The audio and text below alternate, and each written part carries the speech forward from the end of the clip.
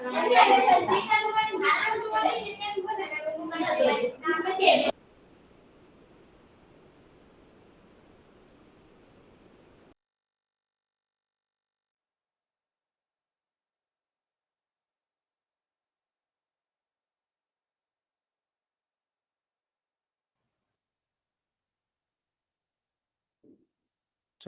સંભળાય છે? એ મારા મોટા બાજી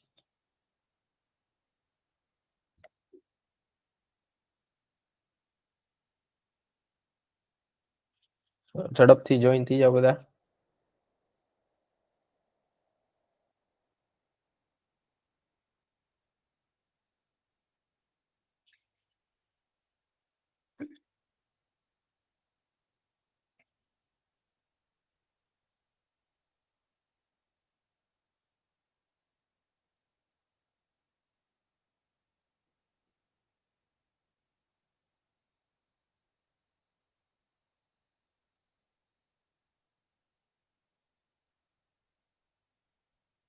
ચલો એ તો બધા આવશે, આપણે શરૂ કરીએ. બરાબર, મોટા સ્કૂલ આવી ગઈ છે, અંબાજી આવી ગઈ છે. અવાજ સંભળાય છે મારો? બેઠી જાઓ બધા શાંતિથી, આપણે શરૂ કરીએ.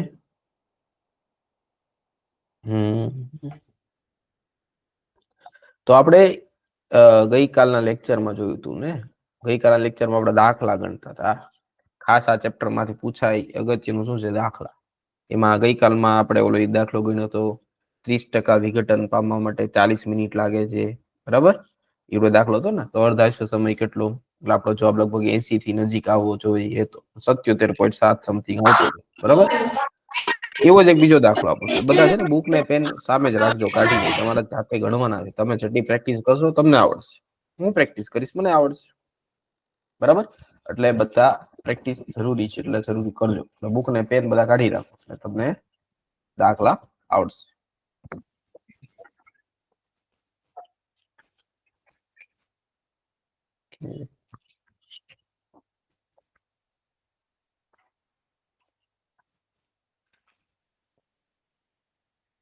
હવે આપણે છે ને એક બીજી કમ્પેરિઝન કરીએ. ચલો બીજો દાખલો ગણીએ. પ્રશ્ન નંબર જે તમારા હોય ક્રમ આપી દીધો. બરાબર, જેમ આપણે શૂન્ય ક્રમની પ્રક્રિયા માટે, પ્રથમ ક્રમની પ્રક્રિયા માટે જોયું હતું ને, એવી રીતે આની અંદર આપણે જોઈએ કે માનો કે પ્રક્રિયા છે એ 99.9% પૂર્ણ થાય, એના માટે લાગતો સમય. બરાબર, એ પ્રક્રિયા કેટલા ટકા? 50% પૂર્ણ થાય એના માટે લાગતા સમય, એટલે કે ટી 99.9% અને ટી 50%. આ બંનેનો સંબંધ જોવાનો છે આપણે. એટલે ખાલી જગ્યા ગુણ્યા ટી 50%. ટી 50% ને બીજું શું કહેવાય? તો કે ટી 1/3. બરાબર, એટલે આ પ્રશ્ન છે. 99.9% પ્રક્રિયા જે પૂરી થાય એના માટે કેટલો સમય લાગે? તો કે ઈ T1 કરતા કેટલા ગણો હોય? આવો પ્રશ્ન પૂછાય. મેં તમને શીખવાડેલું છે. તમારે કરવાનું શું છે? સીધો ગુણોત્તર લઈ લેવાનો છે, ભાગાકાર. એટલે જે મેળવવાનું છે ને એ અંશમાં રાખવાનું છે. આ બંનેનો ભાગાકાર મેળવવાનો છે. 99.9 છેદમાં ટી 50%. કોના માટે કીધું ને? પ્રથમ ક્રમ માટે. કોના માટે? પ્રથમ ક્રમની પ્રક્રિયા માટે. તો સૂત્ર શું છે? તો ટી બરાબર 2.303 ના છેદમાં કે. બરાબર, લોગ ટકા હોય તો અંશમાં શું આવે? 100. મને કયો 99.9% પ્રક્રિયા પૂર્ણ થાય તો કેટલી વધે? 99% પૂરી થાય તો 1 વધે. 99.9 એટલે 0.1 છેદમાં આવશે 0.1. આના માટે તો કે 2.303 છેદમાં કે લોગ આવશે 100 છેદમાં 50. ચલો 2.303 કેન્સલ, કે કેન્સલ. હવે લોગ 100 ભાગ્યા 0.1. 0.1 એટલે 1/10. તો 10 ઉપર આવી જાય એટલે 1000 થઈ જાય. અહીંથી જે લોગ 1000. 1000 એટલે 10^3. નીચે શું વધે? લોગ 2. બરાબર, ઓકે. તો અહીંયા આવી જશે 3 આગળ, લોગ 10 log 10 નું મૂલ્ય કેટલું આવે 1 છેદમાં log 2 એટલે 0.30 0.3 તો 0.3 છે 3 3 કેન્સલ 0.1 0.1 એટલે ચિકના છેદમાં 10 એટલે આન્સર આવી ગયો 10 એટલે કે ટી 99.9% પ્રક્રિયા પૂરી થવા માટે લાગતો સમય એ અર્ધ આયુષ્ય સમય કરતા કેટલો હોય 10 ગણો વધારે હોય. જો આ થઈ ગયો તમારો આન્સર. બરાબર, આપણે ગઈકાલે દાખલા ગણ્યા હતા ને આવી રીતે જ ગણ્યા હતા. બરાબર, એટલે બધાએ એકવાર નજર ફેરવવાની છે. આવી ગયા છે વાંધો નહીં. બરાબર, તમારી સ્ક્રીન સામે છે, જોઈ લો તમારે શું જવાબ આવ્યો. તમારો જવાબ આવવો જોઈએ લગભગ 10 ગણો. બરાબર, 99.9% પ્રક્રિયા પૂરી થાય ત્યારે જે સમય લાગે એ અડધી પ્રક્રિયા પૂરી થાય એના કરતા 10 ગણો વધારે સમય લાગે. એમ નહીં પેલા અડધી પાછી અડધી એટલે પૂરું નહીં. પ્રથમ ક્રમની પ્રક્રિયા ક્યારેય પૂરી થતી જ નથી. યાદ રાખજો. તમે પાણી હોય એને અડધું કરો તો એટલું થાય, એનું અડધું કરો પાછું એટલું, એનું અડધું અડધું અડધું અડધું ચાલ્યા જ કરે, ઝીણું ઝીણું ઝીણું થતું જાય. એમ નહીં પેલા અડધું પછી હાવ ખતમ, એમ ન થાય. જે વધે એનું અડધું, જે વધે એનું અડધું, એમ. એટલે અર્ધ આયુષ્ય છે ને કેવી રીતે કામ કરે ખબર? પેલા માનો કે 100% હોય એનું થાય 50%. પછી આનું અડધું કરવાનું એટલે 25%. પછી એનું અડધું કરવાનું 12.5%. પછી એનું અડધું કરવાનું એમ 6.25%. એનું અડધું કરવાનું એમ 3.125%. એમ આમલા પૂરું જ ન થાય. આ અડધું અડધું અડધું અડધું 0.0 ચાલ્યા જ કરે. 0 ક્યારે ક્યારે અનંત સમય 0 થાય.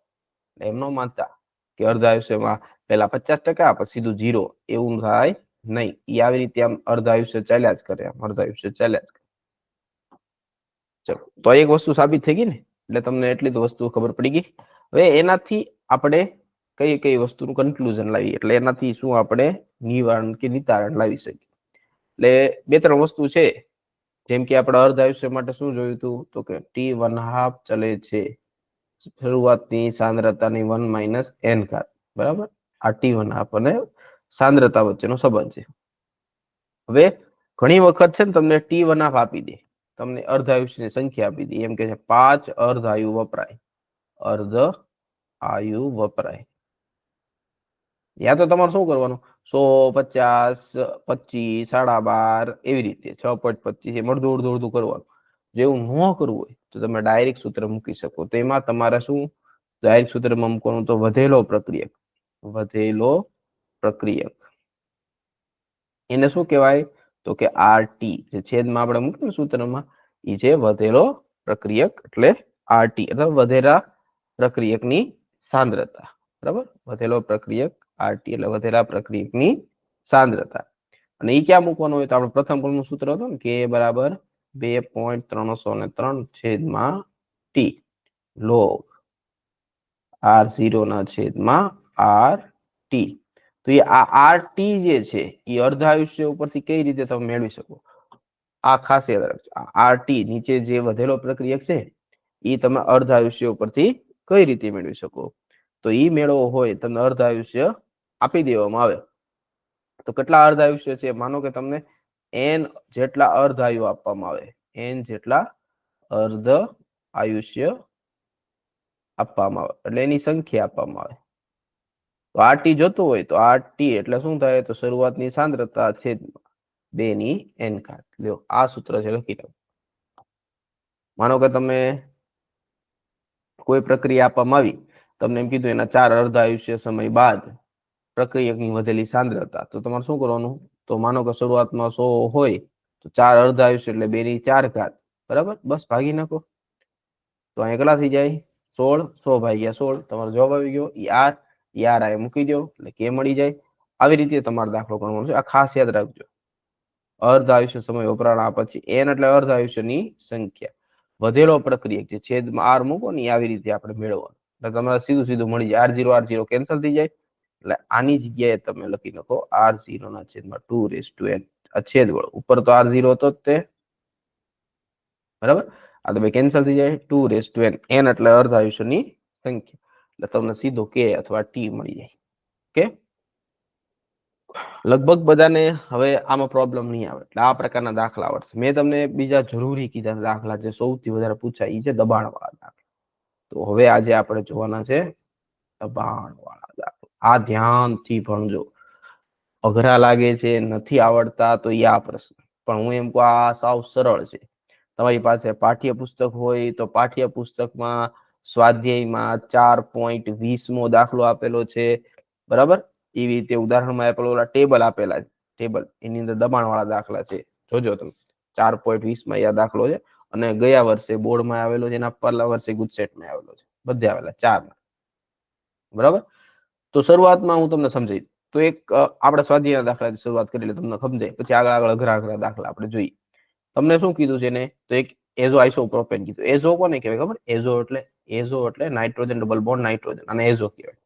એને કીધું છે કે એક એઝો આઇસોપ્રોપેન, હવે આઇસોપ્રોપેન લગાડવાનો છે, એટલે 1 2 ને 3 આઇસોપ્રોપેન, બરાબર. આવી રીતે કાર્બન 1 2 ને 3 આ છે એઝો આઇસોપ્રોપેન, હાઇડ્રોજન લગાડી દીધું. હવે શું કીધું? એઝો આઇસોપ્રોપેન નું વિઘટન થઈ એમાં શું મળે છે? હેક્સેન. શું મળે છે? હેક્સેન.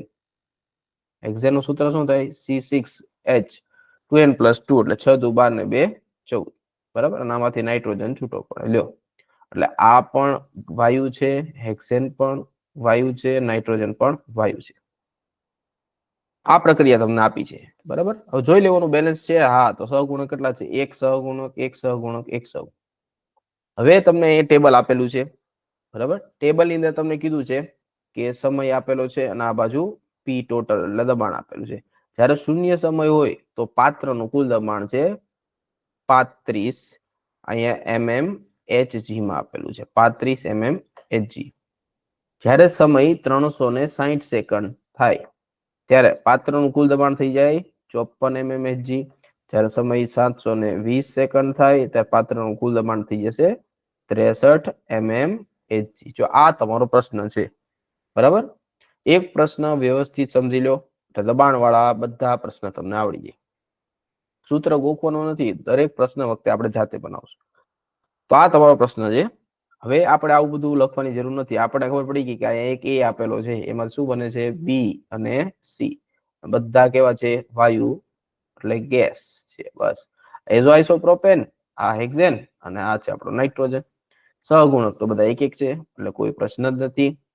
ઓકે, હવે મને કયો શરૂઆતમાં તમારી પાસે માનો કે શરૂઆતમાં હોય ટાઈમ t બરાબર 0, તો તમારી પાસે નિપજ હોય કે પ્રક્રિયક હોય? કે સ્વાભાવિક વસ્તુ છે, શરૂઆતમાં આપણા હાથમાં પ્રક્રિયક જ હોય. તો જે દબાણ હોય એ કોનું હોય? પ્રક્રિયકનું હોય.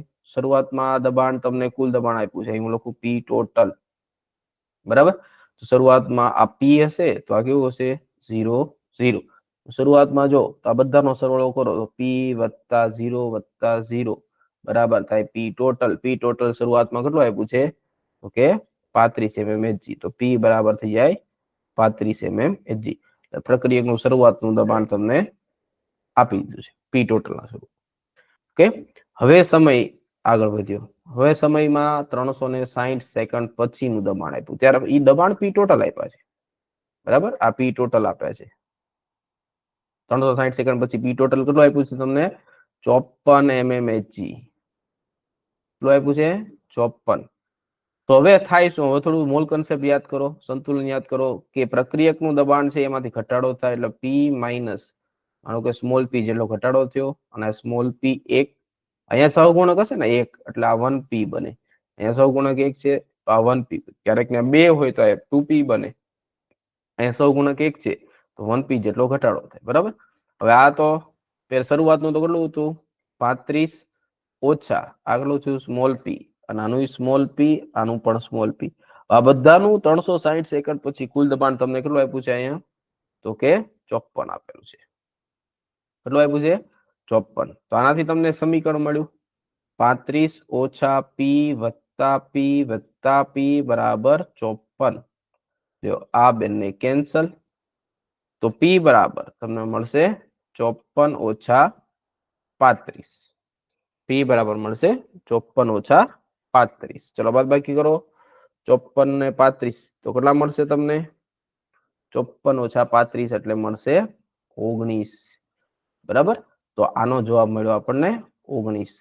ચલો, તો એક અડધો દાખલો તમારો પૂરો થઈ ગયો. આને કહેવાય શરૂઆતનું દબાણ, આને કહેવાય 360 સેકન્ડ પછીનું દબાણ. આપણે હંમેશા પ્રક્રિયકના સંદર્ભમાં દાખલો ગણવાનો છે, એટલે 35 ને 19, બરાબર. તો પેલા આપણને કે મળી ગયું, કે મેળવવાનું છે 2.303 સમય કેટલો આપ્યો હતો 360 સેકન્ડ લોગ શરૂઆતનું દબાણ કેટલું હતું પ્રક્રિયકનું શરૂઆતનું દબાણ પ્રક્રિયક એટલે આ કહેવાય પ્રક્રિયકનું શરૂઆતનું દબાણ કેટલું હતું 35 mm Hg એટલે ઉપર આવે 35 360 સેકન્ડ પછી વધેલું દબાણ તો કેટલું વધ્યું તો કે 19 બરાબર તો આવી રીતે તમારે પેલા મૂકવાનું 19 વધ્યું કેટલું વધ્યું 35 માંથી બાદ કેટલું કરવાનું હતું આપણે 19 વધ્યું ને 54 માંથી 35 બાદ કરવાનું ક્યાં સોરી 54 35 ને 15 50 19 બરોબર છે બરાબર તો એ 19 તમને આ મળ્યું છે પી મળ્યો સોરી પી મળ્યો ને હવે 19 પી મળ્યો એ આ પી ની જગ્યાએ મૂકવાનો હતો જો અહીંયા 19 પી મળ્યો એટલે વધેલું નું 19 નું આવે 35 માંથી આ પી બાદ કરવાનો એટલે 35 ઓછા 19 વધે કેટલું 16 પી મળ્યો 19 તો વધે કેટલું 16 બરાબર તો અહીંયા આવશે 16 અહીંયા આવશે 16 બસ તો હવે લોગ કાઢીએ બરાબર તો અહીંયા 7 પંચા 35 અહીં ચોકે ચોકે 16 2.303 છેદમાં 360 અહીંયા આવશે લોગ 7 પંચા એટલે લોગ 5 સરવાળો થઈ જાય રીતે લોગ 4 નો વર્ગ લખો લોગ 4 વત્તા લોગ 4 હાલે ચોકે ચોકે 16 બસ બધાની લોગ ની કિંમત મૂકી દો જે જવાબ આવે એના આની ગુણી નાખો એટલે એક તમને મળી જશે પેલો k1 બરાબર k1 મળી ગયો આનું સાદુરૂપ આપી દેવાનું એટલે તમને k1 મળી જાય છે આવી નવી રીતે હજી જો દાખલો પૂરો નથી થયો હજી k2 બાકી છે કેમ કે ટેબલ તમે જોશો ને તો હજી આપણે ખાલી એક જ મૂક્યું અહીંયા આ 360 વાળું એમ માર્ક પૂરા નહીં મળે હજી આવે 720 વાળું શરૂઆત તો ફિક્સ જ છે ને હવે 720 માં કુલ દબાણ કેટલું થાય 63 એટલે 720 માં આપણે જોઈએ બરાબર એટલે કે a માંથી બને છે b વત્તા c તો આ 35 છે આ 0 0 સમય 0 હવે કેટલો આવ્યો 720 તો આ થાય 35 ઓછા p આ p હવે અહીંયા કેટલું બને છે દબાણ તમને આપેલું જો કેટલું આપ્યું 63 આપ્યું ઓલાની જેમ નથી કેટલું આપ્યું છે કુલ તો આ p ટોટલ પેલામાં 35 આપ્યું હતું આમાં કેટલું આપ્યું છે 63 આ બધાનો સરવાળો 63 થાય એટલે 35 ઓછા p વત્તા p વત્તા p બરાબર 63 ઓછા વત્તા કેન્સલ p બરાબર 63 ઓછા 35 ચલો બાદબાકી કરો તો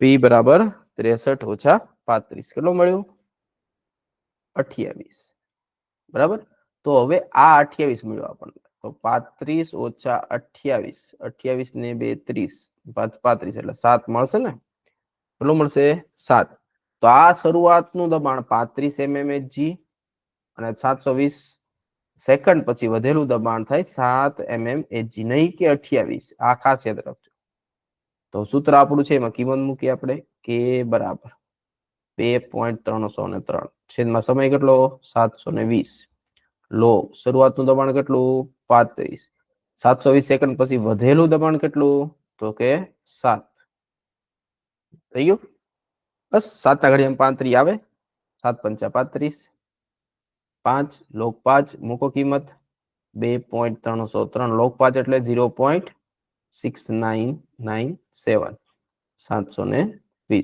થઈ ગયું બસ જો સાદુરૂપ આપો આ મળશે આપણને k2 હજી દાખલો પૂરો નથી હવે કારણ કે દબાણ છે એમાં બે હતા ને 1 અને 2 આખાનો આપણે સરેરાશ કાઢવાનો તો આનો મળ્યો છે k1 આનો મળ્યો છે k2 તો આખા દાખલાનો જવાબ k ગોતવો હોય તમારે શું કરવું પડે k1 વત્તા k2 ના છેદમાં 2 બરાબર તો અહીંયાથી આપણને આ k2 મળશે અહીંયાથી બરાબર અને અહીંયાથી આપણને k1 મળ્યો તો k1 ને k2 મળી ગયો એનો આપણે શું કાઢવાનું છે સરેરાશ આવી રીતે તમારે દબાણવાળા દાખલા ગણવા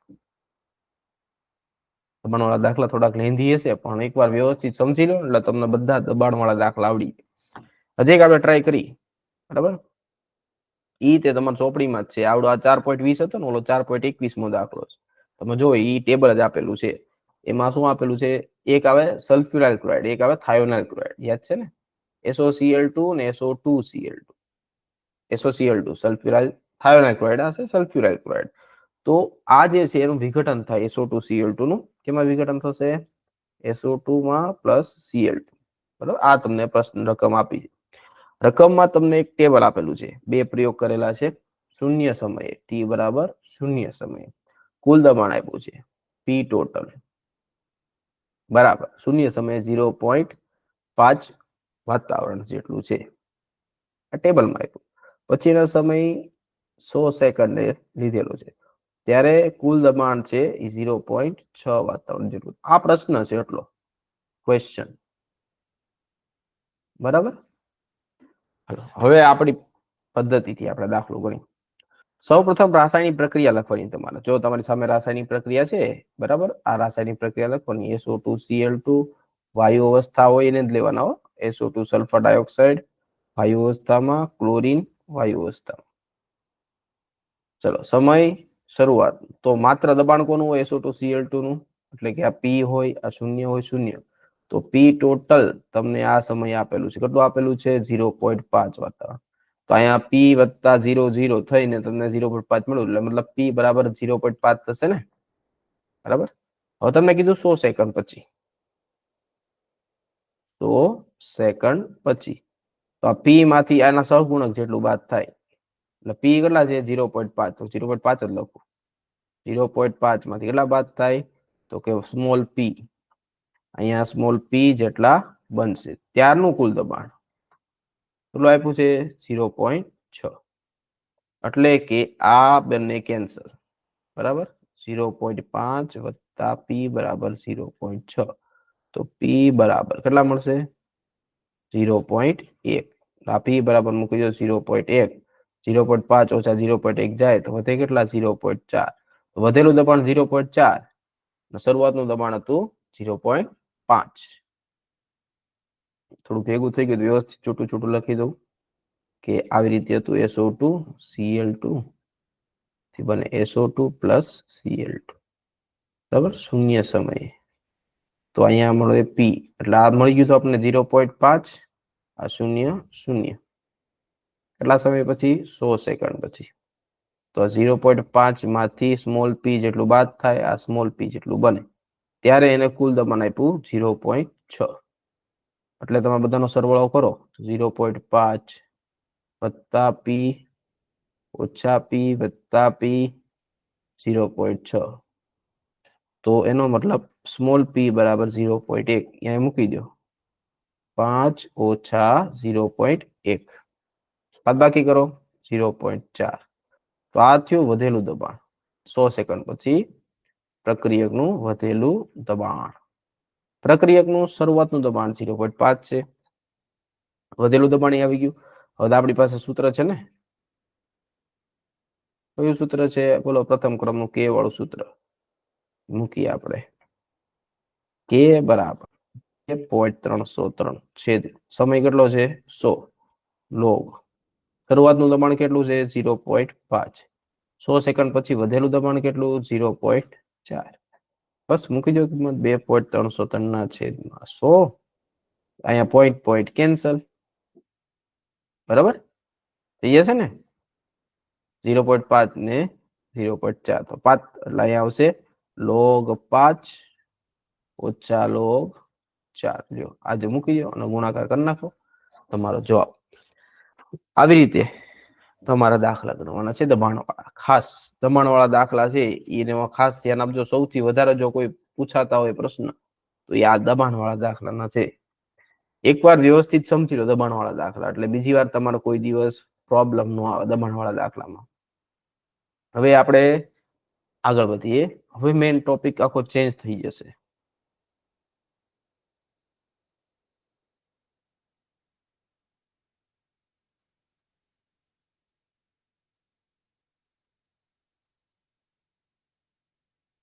લખાયું ને? ઓકે, હવે આપણે આગળ વધીએ. મેં આરઈની સમીકરણની લગભગ શરૂઆત કરવાની બાકી હતી, થઈ ગઈ ને શરૂઆત?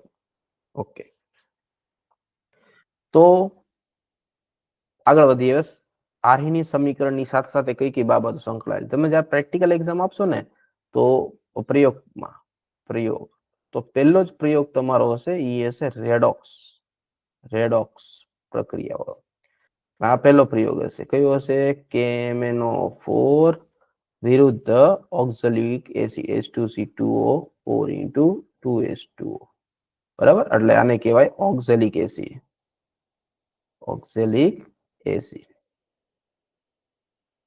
હવે તમે જ્યારે એક્ઝામ દેવા જશો, ત્યાં જશો તમે જ્યારે એક્ઝામ દેવા જશો ત્યારે શું હશે? તો કે શિયાળો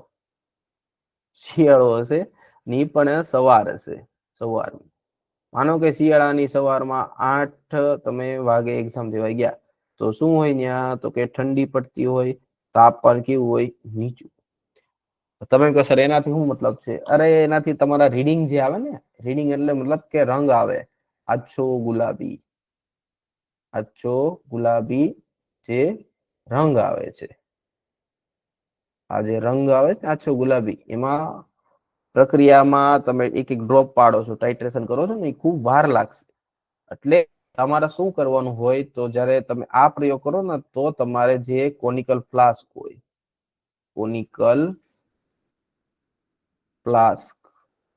બરાબર, કોનિકલ ફ્લાસ્ક જોયું બધાએ?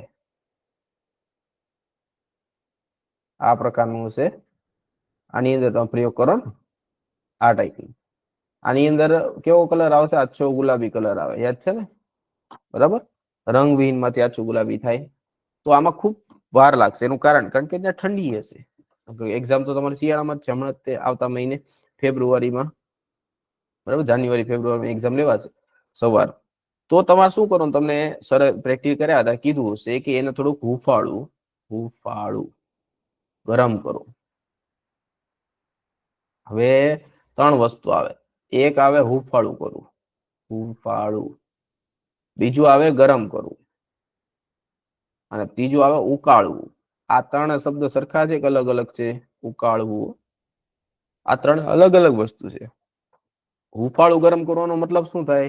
કે તમે એને કોનિકલ ફ્લાસ્ક ને બર્નર ઉપર રાખો, બરાબર, આવી રીતે ફ્લાસ્ક તમે લ્યો અને અહીંયા તમે જાળી મૂકેલી હોય, વાયર ગોઝ, બરાબર, અને નીચે બર્નર હોય, ની બર્નર અહીંયા મતલબ કે 3 સ્ટેન્ડ હોય, બરાબર. આવી રીતે તમે પ્રયોગ કરતા હો, તો જ્યાં તો મૂકશો ને ઉપર એક સાઈડમાં જો આ બધું ટીપા બાજી જાય. શું થઈ જાય? ટીપા બાજી જાય, આજુબાજુ ધૂંધળું થઈ જાય. આને કહેવાય હુંફાળું. એટલે એ લગભગ 50 સેકન્ડમાં જ પૂરું થઈ જાય હુંફાળું, તો 1 મિનિટની અંદર, એનાથી વધારે નહીં. આને કે હુંફાળું કરવું. અને તમારા પ્રયોગમાં હુંફાળું ગરમ કરવાનું, બરાબર. હવે ગરમ કરવું કોને કહેવાય? તો ગરમ કરવામાં શું થાય? નાની બાબતો ધ્યાન રાખવાની છે. ગરમ કરવામાં તમે કોનિકલ ફ્લાસ્ક લીધો, એને તમે વાયર ગોઝ ઉપર મૂકો છો, ગરમ કરો છો. પણ ગરમ કરવાનો મતલબ શું લેશો? ગરમ કરવાનો મતલબ આમાંથી ધુમાડા નીકળે, બરાબર. આને કહેવાય ગરમ થવું. આમાં ખાલી હજી હુંફાળું ટીપા બાજી જશે, એને હુંફાળું ગરમ કરવું કહેવાય. ગરમ કરવું એટલે આમાંથી શું નીકળશે? ફ્યુમ નીકળે, એને કહેવાય ગરમ કરવું. હવે ઉકાળવું કોને કહેવાય? તો ઉકાળવાને એનો મતલબ થાય કે તમારી પાસે આ કોનિકલ ફ્લાસ્ક છે, આની અંદર જે પ્રવાહી છે, આની અંદર શું આવશે? ઉભરા આવશે, બબલ થઈને ઉભરા આવશે, અને કે ઉકાળવું. પાણી ઉકાળો ને તો જોજો એફરવેસન્સ આવે, એને કે ઉભરા આવવા, બડબુડિયા થઈને બધા હવા બહાર નીકળતી.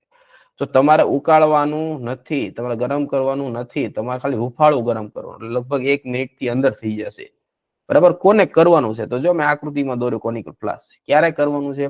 તો તમે પ્રયોગ દરમિયાન પીપેટી મદદથી 10 ml ઓક્ઝેલિક એસિડ લેશો, ટેસ્ટ ટ્યુબ ભરીને એમાં H2SO4 નાખી દેશો.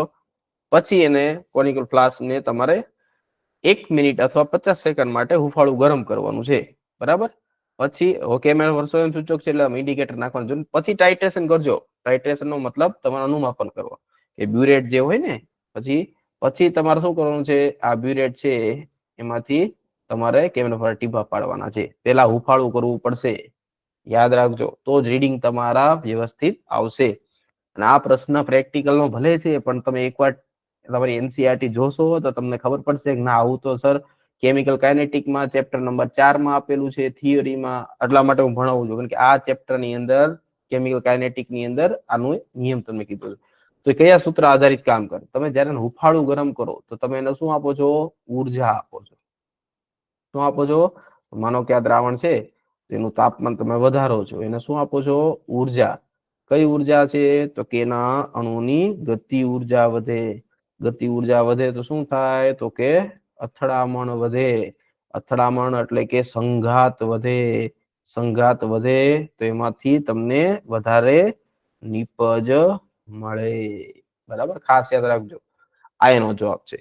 બરાબર, એટલે તમારે 60 ડિગ્રી થી 70 ડિગ્રી સુધી એને ગરમ કરવું પડે. 60 થી 70 ડિગ્રી સુધી. 100 ડિગ્રી ગરમ ન કરી દેતા. એટલું બધું તમારે ગરમ નથી કરવાનું, એને હુફાળું ગરમ કરવાનું છે. ઓકે, ચલો. આ તો વાત એની હતી. હવે આપણે જે ટોપિક શરૂ કર્યો હતો ગઈકાલે, મેં તમને કીધું હતું ને, એમાં થોડી વસ્તુ મારે તમને સમજાવવાની હતી. એ હતો આપણો આર્હેનિયસ સમીકરણ. આર્હેનિયસ સમીકરણ. બરાબર, સૂત્ર યાદ છે ને બધાને? કે એ E raise to minus E upon R T. આ છે આપણો વેગ અચળાંક. એ જે છે એ આર્હેનિયસ અચળાંક.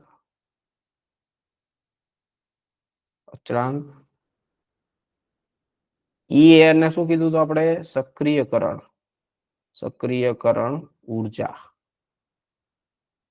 આર છે એ વાયુનો અચળાંક છે, વાયુ અચળાંક. અને ટી છે એ તાપમાન છે. બસ આટલું તો પેલા મગજમાં રાખો, કોને શું કહેવાય. તો આગળ દાખલા ગણો, કોઈ બી વસ્તુ તમે ખાલી આર્હેનિયસ સમીકરણ લખો તો સાઈડમાં એક કોલમ પાડવાની. આ સમીકરણ લખો, સાઈડમાં કોલમ પાડીને અહીંયા બધી વસ્તુના મિનિંગ લખવાના. બરાબર, એટલે અડધું પેજ તો તમારે આનું ભરાઈ જવું જોઈએ. સમીકરણ લખ્યા પછી તમારે બધી વસ્તુ અહીંયા સમજાવવાની છે. હા, પછી તમારે આપણે વાત કરી તાપમાન વાળી, તાપમાન ગુણાંક. બરાબર, શું કીધું તું? કે એક કે છે એને K1 કીધું હતું. ટી તાપમાન છે. જ્યારે તાપમાનમાં 10 ડિગ્રી વધારો કરો છો તો ત્યારે નવો અચળાંક K2 મળે છે. તાપમાનમાં 10 ડિગ્રી વધારા માટે. તો જ્યારે તમે K2 બાય K1 કરશો તો એનું મૂલ્ય 2 થી 3 ની વચ્ચે આવશે. બરાબર, એટલે લગભગ કેવો થશે? બમણો થાય. કેવો થાય? બમણો થાય. એ રીતે તાપમાન 10 ડિગ્રી ઘટાડો તો એનું મૂલ્ય અડધું થાય. બરાબર, આ છે તાપમાન ગુણાંક કહેવાય. બરાબર, એને આર્હેનિયસ સાથે સંબંધ શું છે, આનો ઉપયોગ ક્યાં થાય, આનાથી શું, એ બધું તમને આલેખ દ્વારા આપણે સમજાવીએ. આનો આલેખ જે છે એ સક્રિયકૃત સંકીર્ણ સાથે સંકળાયેલો છે. સક્રિયકૃત સંકીર્ણ જો તમે ભણ્યા હો, તમારે ઓર્ગેનિકમાં આવે, કેમિકલ બોન્ડિંગમાં આવે, તો એનું ઉદાહરણ આપણે લેશું. બરાબર, માનો કે એક ઉદાહરણ લો કે હાઇડ્રોજન છે, આયોડીન સાથે પ્રક્રિયા કરે છે, તો એમાંથી શું બની જાય? 2HI. આ આપણે ખાલી પ્રક્રિયા લખી 2HI. આ પ્રક્રિયા બધાને સમજાઈ ગઈ? H2 વત્તા I2. ખરેખર આમાં શું થતું હોય? તો કે આ H2 એટલે આવી રીતે જોડાયેલો H બંધ H, આયોડીન ની રીતે I2 આવી રીતે જોડાયેલા I બોન્ડ I. તો એ જ્યારે એકબીજા સાથે જોડાય તો આવી રીતે H H I I આની સાથે આંશિક રીતે બંધ બનાવશે. બરાબર, પછી આ બંધ છે ધીરે ધીરે તૂટી જશે. એટલે નિપજ તરીકે તમને શું મળશે? તો કે HI એટલે આ મળી ગયું તમને 2HI. થઈ ગયું? તો આ છે પ્રક્રિયક અને આ શું છે? તો કે નિપજ. તો આ પ્રક્રિયક અને નિપજની વચ્ચે જે આ બન્યું છે એને શું કહેવાય? જો એમ આંશિક બંધ બનેલા છે, આંશિક બંધ તૂટેલા છે, તો આ અસ્થાયી છે. આ બન્યું કેવું છે? અસ્થાયી. એ તમે આંખનો પલકારો મારો ને ત્યાં ઈ તરત નિપજમાં રૂપાંતર પામી જાય. આટલું બધું અસ્થાયી છે. બરાબર, અસ્થાયી એટલે કે તરત એમાંથી નિપજ બની જતું હોય. કારણ કે આ છે એ સ્થાયી ન હોય. તો આ વચ્ચે બને, મધ્યમાં બને, એટલે આને કહેવાય મધ્યવર્તી સંયોજન.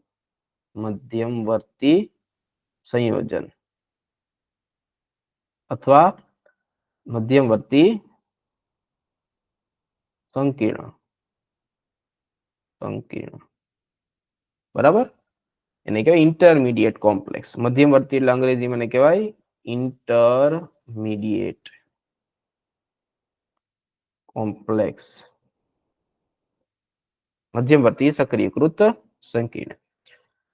તો આટલી વસ્તુ સમજાઈ ગઈ. આને પ્રક્રિયક કહેવાય, વચ્ચે જે બને એને મધ્યમવર્તી સંયોજન કહેવાય, અને જે છેલ્લે મળે એને શું કહેવાય?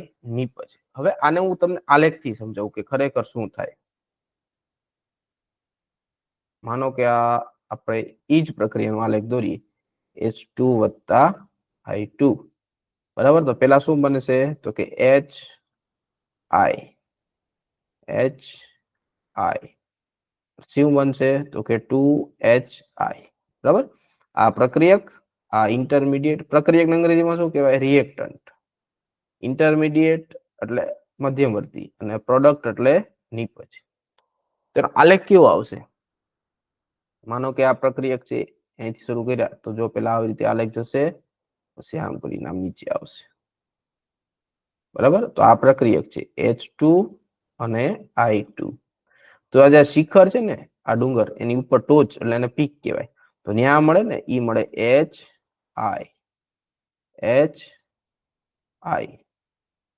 આવી રીતે બરાબર. તો આ છે ઇન્ટરમીડિયેટ બન્યો. શું બન્યો?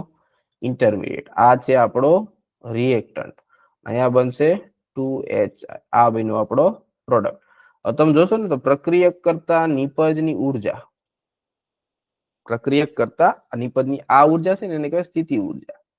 સ્થિતિ ઉર્જા બરાબર. અને આ ડાયરેક્શન પ્રોપોગેશન, સંચરણની દિશા છે, પ્રક્રિયાની સંચરણ દિશા. આ બાજુ પ્રક્રિયા આગળ વધે. તો આ પ્રક્રિયક છે એ પેલા મધ્યવર્તી સંયોજન બને, આમ ઉપર જાય બરાબર. પછી કેમાં રૂપાંતર પામે? નિપજમાં. હવે તમને યાદ હશે પેલા કરતા ઉર્જામાં શું થયો? ઘટાડો. એટલો ઘટાડો થયો કે નહીં? હા, ડેલ્ટા H ની પણ કેવી મળી? ઋણ. આટલો ભાગ ઘટ્યો ને. હા, તો અહીંયાથી અહીંયા સુધી તમે ઉર્જા આપી જ્યારે સક્રિય થયું ને, તો આ થયું સક્રિયકરણ ઉર્જા. કોની? પુરોગામી દિશાની, એટલે ફોરવર્ડ ડાયરેક્શન. તો આટલી ઉર્જા તમે સક્રિય કરવા માટે આપો છો, એને કહેવાય સક્રિયકરણ ઉર્જા. એમ અહીંયાથી અહીંયા નિપજ સુધીની કુલ ઉર્જા આપો. તો આ બાજુથી સક્રિય કરવું હોય તો આ બેકવર્ડ ડાયરેક્શનમાં જાય, પ્રતિગામી દિશા બરાબર. આખી વસ્તુ છે ને તમને એક વ્યવસ્થિત ભાગ રૂપે હું તમને સમજાવું. અત્યારે થોડુંક તમને બધું ભેગું થઈ ગયું છે. પેલા આટલું સમજી લો કે આ પ્રક્રિયક છે, ઉપર આવે મધ્યવર્તી અને સૌથી નીચે બને નિપજ બરાબર. હવે હું તમને એક વસ્તુ સમજાવું, તમને ખબર પડી જાય, કારણ કે આ વસ્તુ તમને થર્મોડાયનેમિક્સમાં શીખવાડવામાં આવી હશે બરાબર. તો પહેલું હું વાત કરું છું ઉષ્માક્ષેપક. ઉષ્માક્ષેપક, કારણ કે આપણો જે આલેખ હતો ને ઉષ્માક્ષેપક માટે, આલેખ હું દોરી નાખું છું બરાબર.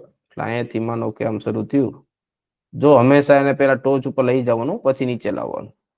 તો આ જે છે અને આ છે, તો આ છે આપણો પ્રક્રિયક એટલે રિએક્ટન્ટ, અને આ છે આપણી નિપજ. એક એક વસ્તુ તમને સમજાવું એટલે તમને ખબર પડે. તો આટલાથી આટલી ઉર્જા છે એ કોની કહેવાય? પ્રક્રિયકની. તો આટલો ભાગ છે એને શું કહેવાય? તો કે પ્રક્રિયકે ધારણ કરેલ ઉર્જા. ધારણ કરેલી ઉર્જા એટલે પોતે પ્રક્રિયક પાસે જે ઉર્જા હશે ને, થોડી ઘણી તો હશે ને, એટલી ઉર્જા હશે પ્રક્રિયક પાસે. પછી શું થાય કે પ્રક્રિયક પાસે એટલી ઉર્જા તો છે, હાલો માની લો કેટલી ઉર્જા આ પ્રક્રિયકની છે બરાબર. હવે પ્રક્રિયકને મધ્યવર્તી સુધી પહોંચવું હોય તો એટલી ઉર્જાની જરૂર પડે, આટલી. એટલે આટલી ઉર્જા જે છે એ સ્વીકારશે, મેળવશે, તમે એને ગરમ કરશો કોઈ પણ રીતે બરાબર. એટલે અહીંયા સુધી પહોંચે ને ત્યાં સક્રિયકૃત સંકીર્ણ બનાવે. એટલે પ્રક્રિયક પાસે ધારણ કરેલી ઉર્જા છે, હવે એને આટલી ઉર્જા જોવે સક્રિય થવા માટે. તો સક્રિય થવા માટે જે ઉર્જા જોવે ને ગુજરાતીમાં કહેવાય સક્રિયકરણ ઉર્જા. કઈ દિશામાં જવું છે તમારે? પુરોગામી દિશામાં જવું છે, એને કે અંગ્રેજીમાં ફોરવર્ડ, તો એને કે પુરોગામીની સક્રિયકરણ ઉર્જા. હવે સમજાણું ને? ઈ એટલે એક્ટિવેશન એનર્જી, અને ફોરવર્ડ એટલે પુરોગામી દિશામાં જવું જ તમારે. તો પ્રક્રિયક સક્રિય થવા માટે, એટલે કે સક્રિયકૃત સંકીર્ણ સુધી પહોંચવા માટે જે આપવી પડતી ઉર્જા અથવા જરૂરી ઉર્જાને સક્રિયકરણ ઉર્જા કહેવાય, પુરોગામી. ઓકે. હવે તમે 0 થી સ્ટાર્ટ કરો, અહીંયાથી ટોચ સુધી, એટલે આખું અહીંથી અહીંયા સુધી આમ લ્યો, એટલે એમાં ધારણ કરેલી ઉર્જા આવે, સક્રિયકરણ ઉર્જા આવે. તો આખું જે છે એને કહેવાય દેહલી ઉર્જા. શું કહેવાય? દેહલી ઉર્જાનું નામ સાંભળ્યું હશે અંગ્રેજીમાં, થ્રેશોલ્ડ. થ્રેશોલ્ડ એનર્જી, દેહલી ઉર્જા. દેહલી એટલે કે 0 થી માંડીને જે ટોચ સુધીની કુલ ઉર્જા જે જરૂર પડે એને કહેવાય દેહલી ઉર્જા બરાબર. હવે આ બાજુથી તમે કદાચ ઊંધું કરો તો પ્રોડક્ટ નિપજ, આ શું કહેવાય? નિપજ. તો નિપજની પ્રક્રિયકની ઉર્જાની સરખામણી કરો ને, પ્રક્રિયકની ઉર્જા નિપજ કરતા કેવી છે? તો કે વધારે છે. તો નિપજમાં ઉર્જા ઓછી થઈ ગઈ. તો આ બાજુ હું અલગથી એક વસ્તુ સમજાવું. ઉર્જા ચલે છે એકના છેદમાં સ્ટેબિલિટી એટલે સ્થાયીતા. જેની અંદર ઉર્જા વધારે એની સ્ટેબિલિટી ઓછી, જેની અંદર ઉર્જા ઓછી એનર્જી ઓછી એની સ્ટેબિલિટી એટલે સ્થાયીતા વધારે. સ્થાયીતા વધારે. હવે હું તમને આ પ્રક્રિયામાં એમ કહું, પ્રક્રિયક વધારે સ્થાયી હશે કે નિપજ? તો સ્થાયીતા કોની વધારે? જેની ઉર્જા ઓછી. આ બે માંથી કોની ઉર્જા ઓછી? નિપજની. તો નિપજની ઉર્જા ઓછી તો એની સ્થાયીતા વધારે. સ્થાયીતા એટલે સ્ટેબિલિટી વધારે. બસ આ ખાસ આટલું સાઈડમાં લખી રાખજો, બહુ કામ લાગશે તમારે 3-4 ચેપ્ટરમાં. અથવા ઓર્ગેનિકમાં આ જ લોજિક લાગુ પડે, બધે આ જ લાગુ પડે, ઇનઓર્ગેનિકમાં આ જ લાગુ પડે. એટલે ઉષ્માક્ષેપક પ્રક્રિયામાં નિપજ વધારે સ્થાયી હોય, કારણ કે પ્રક્રિયક કરતા નિપજની ઉર્જા ઓછી હોય. તો આ જે ઉર્જામાં તફાવત જોવા મળ્યો એટલો, બરાબર. આને કહેવાય હીટ ઓફ રિએક્ટન્ટ, આને કહેવાય હીટ ઓફ પ્રોડક્ટ. તો આ બન્યું delta H, product minus reactant, તો એ માઇનસ મળશે તમને, બરાબર. તો ડેલ્ટા એચ નું સૂત્ર શું થયું? ડેલ્ટા એચ બરાબર ઈ એ ફોરવર્ડ, આ છે ઈ એ ફોરવર્ડ ઓછા ઈ એ બેકવર્ડ. ફોરવર્ડ માંથી બેકવર્ડ તમારે બાદ કરવાનું, જવાબ આવે એને કહેવાય ડેલ્ટા એચ. આની વચ્ચેનો તફાવત. જો ડેલ્ટા એચ નું મૂલ્ય ઋણ મળે તો ઉષ્માક્ષેપક કેવું મળે? માઇનસ ડેલ્ટા એચ મળે. એટલે કે ઉષ્મા જે છે માઇનસ, ઋણ એટલે ઉષ્મા મુક્ત થાય, તો એને કે ઉષ્માક્ષેપક. બરાબર. તમે જોતા હશો એસિડમાં બેઝ નાખો તો ટેસ્ટ ટ્યુબ ગરમ થાય. અથવા તમારા ઘરે ક્યારે ચૂનો લગાડ્યો તમે દિવાલમાં, હા તો એ ચૂનો છે ને એને જયારે પાણીમાં નાખશો ને કે ચૂનો ઘોળવો, તો એ ટીપું છે ને આખું ગરમ થાય. કેમ? કારણ કે ઉષ્મા મુક્ત થાય. તો ત્યાં ડેલ્ટા એચ ઋણ આવે. ડેલ્ટા એચ ઋણ આવે એટલે બીજો જે ડુંગર ઉતરી નીચે આવો ને એ સાવ નીચે આવી આવે અહીંયા, અને કે ઉષ્માક્ષેપક ની નિપજ વધારે સ્થાયી. ચૂના કરતા તમે ઘોળેલો ચૂનો હોય એનું જે પાણી હોય એ વધારે સ્થાયી કહેવાય. સમજાણું? ઉષ્માક્ષેપક પ્રક્રિયામાં આ હંમેશા યાદ રાખજો. ઉષ્માક્ષેપક સમજાઈ ગયું તમને? આવી જ રીતે ઉષ્મા શોષક આવે. શું આવે? ઉષ્મા શોષક. આનું નામ જ છે ઉષ્મા શોષક, એટલે ઉષ્માનું શોષણ કરશે. એટલે આલેખમાં ઉષ્મા અથવા ઉર્જામાં શું થાય? વધારો.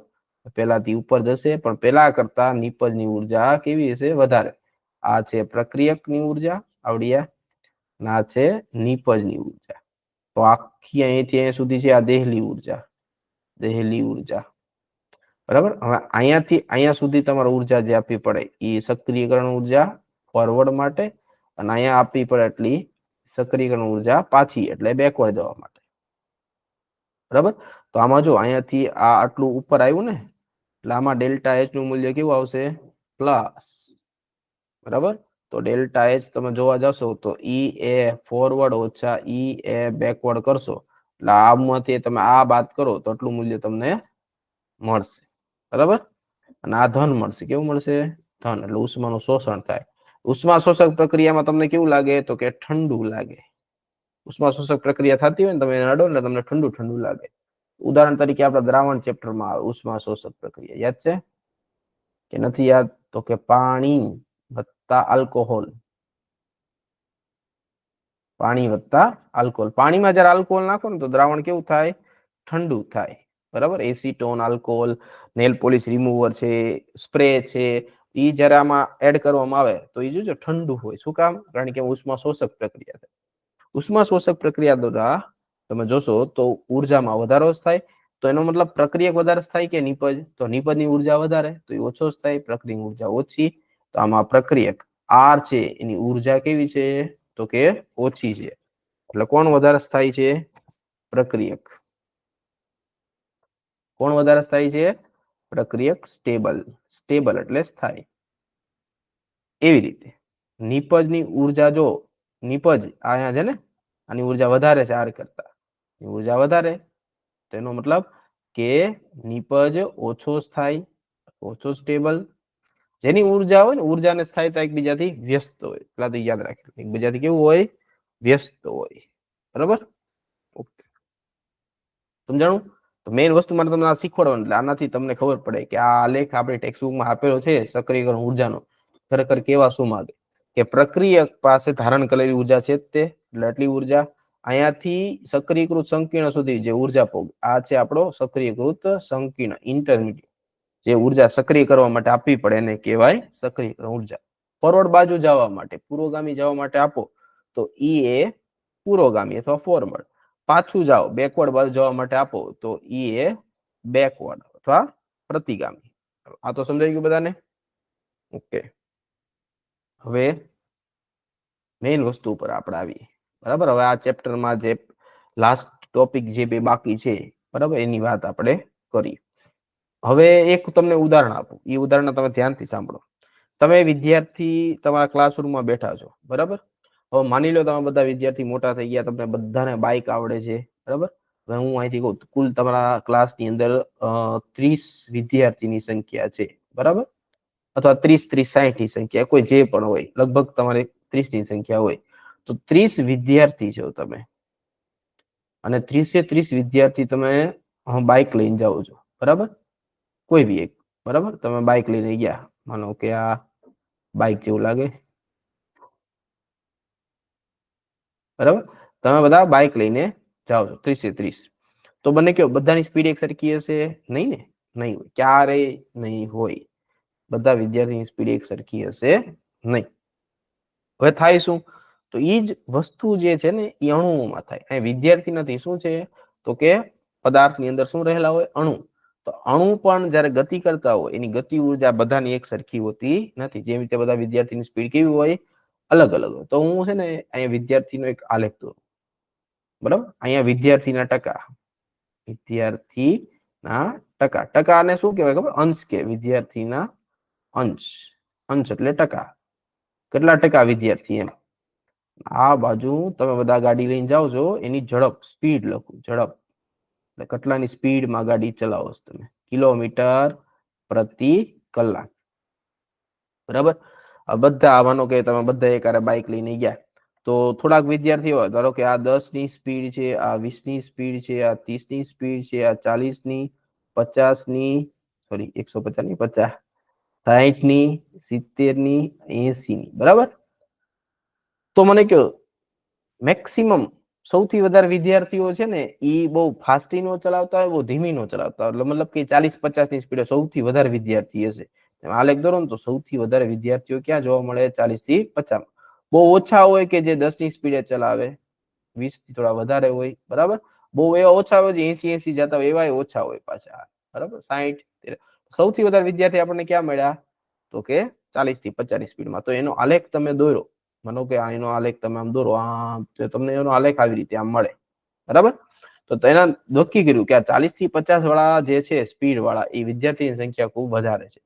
વિદ્યાર્થીનો અંશ તમે એમ કહી શકો, માનો કે 50% છોકરા કે 50% વિદ્યાર્થી એવા છે કે જે 40 થી 50 માં ગાડી ચલાવે છે. એટલે ધીરી ચલાવવા વાળા છોકરા ઓછા છે, સ્પીડમાં ચલાવવા વાળા છોકરા ઓછા છે, બરાબર. હવે અહીંયા ગાડી ચલાવવાની વાત નથી, અહીંયા વિદ્યાર્થીની તમારી કોઈની વાત નથી, અહીંયા વાત છે અણુની. તો હું લઈ લઉં અહીંયા અણુ, અણુ, પરમાણુ, આયન. તો અહીંયા જે વિદ્યાર્થીના ટકા હતા, કેમ એમ થઈ ગયું?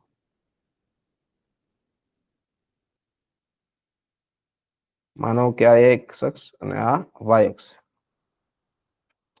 અહીંયા જે વિદ્યાર્થીના ટકા હતા એમાં અણુના ટકા આવશે. અણુ કેટલા ટકા? અણુ એને કહેવાય અણુના અંશ, એને કહેવાય અણુના અંશ. હવે એને આપણે R0/RT વડે દર્શાવી શકાય. ફિઝિક્સના પેલા સૂત્રમાં N0/NT પણ લખેલું છે, આ ફિઝિક્સમાં આવે, બરાબર. હવે અણુના અંશને અલગ અલગ રીતે દર્શાવી કે ત્રીજું ખબર છે એનું સૂત્ર છે E⁻ આ પણ અણુનો અંશ જ કહેવાય. આ ખાસ નોટિસ કરજો, આ ત્રણે અણુના ટકા કહેવાય, કેટલા ટકા અણુ, બરાબર. તો આ ત્રણ એક સરખું જ છે, E⁻ અથવા R0/RT અથવા N0/NT, એટલે કેટલા ટકા અણુ છે એની વાત કરે છે, બરાબર. આપણે શું વાત કરી કે થોડાક અણુ છે એ ધીમા ચલાવતા હશે, મધ્યમ સ્પીડ વાળા વધારે અણુ હશે, અને ફૂલ સ્પીડ વાળા ઓછા અણુ હશે. આવી રીતે આલેખ મળે, બરાબર. ઓકે. હવે માની લો કે આ જે છે આ બધાની ગતિ ઉર્જા આપણે માપી, એટલે આ 10 ની સ્પીડ છે, આ 20 ની સ્પીડ છે, આ 30 ની સ્પીડ છે, બરાબર. આ 40-50 માં વધારે સંખ્યામાં અણુ હશે, 60, 70, 80, 90 વાળા ઓછા હશે, બરાબર. તો આ બધા અણુઓ આપણે એક રીતે વિસ્તરણ કરી દીધું છે. હવે આ બધાનું તાપમાન અત્યારે હું T રાખું, બરાબર. જેટલું તાપમાન હશે એ ઉર્જા હશે. હવે શું કરીએ આપણે? તો હવે પાછા વિદ્યાર્થી આગળ આવી જઈએ, બરાબર? તો આ બધાની પાસે જે ઉર્જા હોય ટી તાપમાનની વાત કરી. હવે આ બધાની ગાડી છે એમાં પેટ્રોલ ફૂલ કરી દો, બધાની ગાડીમાં ટર્બો બૂસ્ટર લગાડી દો, બરાબર? એન્જિન મોટા કરી દેવી, હવે પાવરફુલ બધાની ગાડી આપી દેવી, તો શું થશે? હવે બધા બપોરે બ્રેક પડ્યો, જમી લીધું વ્યવસ્થિત, ગાડીમાં પેટ્રોલ પૂરી દીધું, બધાની ગાડી અપડેટ કરી દીધી, હવે બધામાં ઉર્જા વધી ગઈ, ગાડીમાં ઉર્જા વધી ગઈ, બધી રીતે વધારો થઈ ગયો. એટલે આપણે શું કર્યું?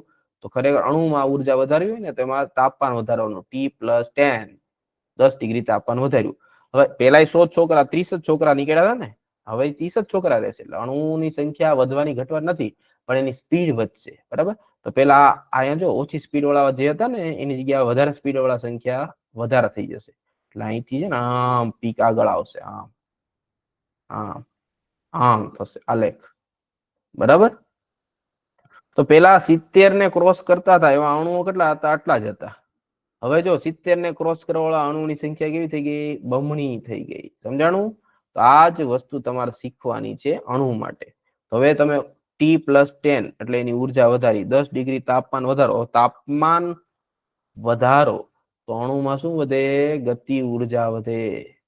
જોવું છે તમારે તાપમાન વધારતા ગતિ ઉર્જા કેમ વધે? બરોબર? પાવભાજી બનાવતા હોય ને એના તવા ઉપર એકવાર બેઠજો, નીચે તાપમાન વધે પછી તમારી ગતિ ઉર્જા વધે કે નહીં? અણુની ગતિ ઉર્જા વધે.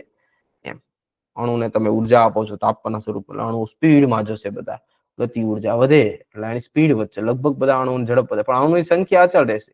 આલેખ છે ને અહીંથી આમ વધશે, આમ પછી આમ જશે. પેલા જો 80 ને પાર કરતા હતા એવા અણુ એટલા જ હતા, હવે એના કરતા બમણા થઈ ગયા. કેવા થઈ ગયા? બમણા. બમણા અણુ. હવે 80 એટલે આ શું છે? શું? તો આ એક એનર્જી બેરિયર છે. શું છે? Energy barrier. આ એનર્જી બેરિયર જે છે ઈ શું કરશે? તો આનાથી વધારે સ્પીડ વાળા છે ને ઈ બધા સફળ સંઘાતમાં પરિણમે. કેમાં? સફળ સંઘાત. એટલે આ બધા અથડામણ તો પામવાના જ હતા. કે પ્રક્રિયા કેવી રીતે થાય? તો કે અણુ જે છે, અણુઓની સ્પીડ વધે, અણુ એકબીજા સાથે અથડાય, અણુઓ વચ્ચે શું થાય? અથડામણ. પછી શું બને? નિપજ. પણ એની કન્ડિશન છે. પેલી કન્ડિશન કે ઓછામાં ઓછી ગતિ ઉર્જા કેટલી હોવી જોઈએ? તો ઓછામાં ઓછી ગતિ ઉર્જા આપણી ભાષામાં જોવા જાવ ને તો અહીં 80 ની સ્પીડ જેટલી હોવી જોઈએ, બરાબર? આ એનર્જી બેરિયર. તો આને કહેવાય સક્રિયકરણ ઉર્જા. શું કહેવાય એને? સક્રિયકરણ ઉર્જા. એટલે સક્રિયકરણ ઉર્જા કરતા વધારે ઉર્જા ધરાવતા હોવા જોઈએ. ઓછામાં ઓછી ઈએ જેટલી ઉર્જા હોય પછી અથડામણ થાય, બરાબર? અને આ અથડામણ બરાબર કેવું હોવું જોઈએ? યોગ્ય દિક વિન્યાસમાં, યોગ્ય દિક વિન્યાસમાં હોવા જોઈએ. હવે અહીંયા બે વસ્તુ થાય. આ જે પીક છે ને, આ પીક આને કહેવાય મહત્તમ સંભાવ્ય ઝડપ. આને શું કહેવાય? મહત્તમ અણુની જે ઝડપ હોય એને કહેવાય મહત્તમ સંભાવ્ય ઝડપ. પેલા મહત્તમ સંભાવ્ય ઝડપ અહીંયા હતી, હવે મહત્તમ સંભાવ્ય ઝડપ અહીંયા આવી ગઈ, બરાબર? હવે આપણે ઉદાહરણ લઈએ. આ જ ઉદાહરણને ફરી વાર હવે તમારા મગજમાં આવશે, હું તમને કહી દઉં. પેલા આવી રીતે આમ હતું, પછી તાપમાન વધાર્યું તો આવી રીતે આમ થઈ ગયું, બરાબર? એટલે આ એનર્જી બેરિયર ક્રોસ કરવા વાળા અણુની સંખ્યા પેલા કરતા કેવી થઈ ગઈ? બમણી થઈ ગઈ, બરાબર? તો આ મહત્તમ સંભાવ્ય ઝડપ જો આગળ તરફ ખસી કે નહીં? ઓકે. હવે કહેવાનું એમ છે કે મહત્તમ સંભાવ્ય ઝડપ જે છે ને એનાથી ઓછી ઉર્જા વાળા તો પ્રક્રિયા જે છે સંઘાત એટલે કે અથડામણ એટલે પ્રક્રિયામાં ભાગ લેતા નથી. આનાથી વધારે વાળા જે છે એટલે આ બધા જે છે એ પ્રક્રિયામાં ભાગ લે છે. આ અણુ છે બધા પ્રક્રિયામાં ભાગ લે છે, ઓલા બધા ભાગ નથી લેતા.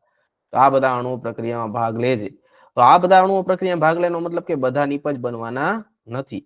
તો આ બધા પ્રક્રિયા અણુઓ, માનો કે આ અણુ છે, એ એક ઉદાહરણ લઈ લઈએ આપણે, CH3Cl, બરાબર? હવે એની સાથે કોઈ OH-, આને કહેવાય કેન્દ્રાનુરાગી. શું કહેવાય? કેન્દ્રાનુરાગી ન્યુક્લિયોફાઇલ. આની ઉપર આમ એટેક કરવા આવ્યો. આ ભાઈ ઋણ છે, આ ભાઈ ઋણ છે, તો ઋણ ઋણ વચ્ચે શું થાય? અપાકર્ષણ. તમને કોઈ નિપજ અહીં મળશે નહીં. એની જગ્યાએ જો ઈ ભાઈ આ બાજુથી એટેક કરશે, OH માઇનસ આ બાજુથી એટેક કરશે, બરાબર, તો શું થાય? તો આમાં પેલા મધ્યવર્તી સંયોજન બનશે, આ બાજુ Cl, આ બાજુ OH, પછી આ ધીરે ધીરે તૂટી જશે, બરાબર, અને આ OH આના અપાકર્ષણ લીધે હાઇડ્રોજન બધા આ બાજુ આવી જાય. તો થઈ ગયું. તો આમાં નિપજ મળી, આમાં તમને શું મળ્યું? નિપજ મળી. ઓલામાં નિપજ મળી નહોતી. હવે એનો મતલબ શું થાય? કે યોગ્ય દિશામાં અથડામણ પામ્યા નહીં, અહીંયા યોગ્ય દિશામાં અથડામણ પામ્યા, અને કે યોગ્ય દિક વિન્યાસ, યોગ્ય દિક વિન્યાસ, એટલે યોગ્ય દિક વિન્યાસમાં ભટકાવવું પડે અણુને, બરાબર. તો એની સંભાવના હોય, સંભાવના અંગ્રેજીમાં પ્રોબેબિલિટી કહેવાય, એટલે P વડે દર્શાવવામાં. શું કહેવાય એને? P વડે દર્શાવવામાં આવે, યાદ રાખજો. તો એને ધ્યાનમાં લેવું પડે અહીંયા. તો આનાથી આગળ વાળામાં આપણે શું જોવાનું છે? સંભાવના, કે યોગ્ય દિક વિન્યાસમાં ભટકાય. હવે આ સક્રિયકરણ ઉર્જાની આગળ વાળામાં જોવાનું જ ન હોય. 80 ની ઉપર જતા હોય બધા નિપજ પામશે ને પામશે જ, આ બધા તો આ ફરજિયાત નિપજ બનશે, બરાબર. એટલે અહીંયા શું થાય કે માનો કે તમે ગાડી લઈને જાઓ છો, બરાબર, સામે બીજો એક ગાડી વાળો આવે છે, હવે તમે આટલી સ્પીડે જતા હો આ વચ્ચે વાળી, બરાબર, તો તમે સાઈડમાંથી ઘસાઈને વયા જાવ ને તો નિપજ નહીં બને. તમારે બોનેટ ટુ બોનેટ એટલે હેડ ઓન કોલિઝન થવું જોઈએ. એને કહેવાય, કેવું કહેવાય ને? તો સાઈડ વાઇઝ નો કહેવાય, એને હેડ ઓન કોલિઝન કહેવાય. સફળ સંઘાત થવું જોઈએ, સીધા બોનેટ ટુ બોનેટ ભટકાવવો જોઈએ, તો જ નિપજ બને. પણ જો 80 કરતા વધારે સ્પીડ, એટલે કે સક્રિયકરણ કરતા વધારે ઉર્જામાં જતા હોય, ભાઈ ગમે ભટકાય, નિપજ બનવાની છે, એની સંભાવના 100% છે. એ કરતા વધારે ઉર્જા વાળા 100% નિપજ બનશે, પરંતુ મહત્તમ સંભાવ્ય ઝડપ કરતા વધારે ઉર્જા વાળામાં સંભાવના લાગુ પડે કે સીધા સીધા ભટકાય તો નિપજ બને, સાઈડમાંથી ભટકાય તો નિપજ બનતી નથી, બરાબર. એટલે આ થોડુંક એક વાંચશો ચોપડીમાં એટલે તમને સમજાશે કે આખો આ ટોપિક શું કહેવા માંગે તમને. આખી વસ્તુ છે ને એ ધીરે ધીરે તમને સમજાય. મેઇન છે એ આલેખ, બરાબર. બીજાનો ટાઈમ થઈ ગયો છે લેક્ચરનો.